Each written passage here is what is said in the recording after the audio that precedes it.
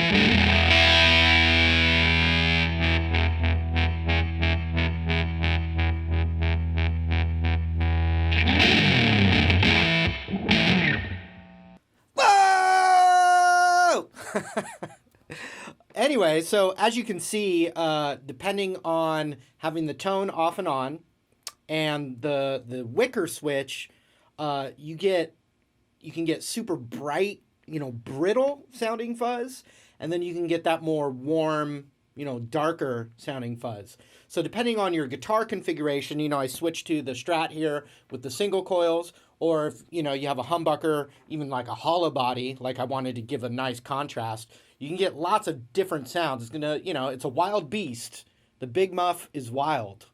You gotta tame the Big Muff. You gotta keep it under control.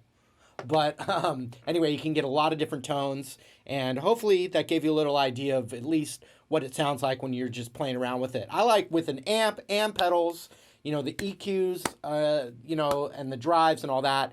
Sometimes it's great to just have them all at 12 o'clock and then start adjusting, because that can be your starting point. So if it's, you start at 12 o'clock and it's not fuzzy enough, get the fuzz up. If you start at 12 o'clock and it's too loud, turn the volume down. So you can start with that adjustment. So anyway, the Big Muff pedal, I highly recommend the Big Muff, and it's a lot of fun to play with, the Big Muff. And thanks for hanging out. And just to remind you, I've got gear videos every Thursday, so can't wait to show you the next one next week. But anyway, hope you have fun with your Big Muff. And my Big Muff is mine, so don't mess with it. Hands off my Big Muff. So thanks again. Marty Music is where I'm at here. Tons of new stuff coming your way. Please subscribe. Thanks again. And we'll see you in the next video. Take care.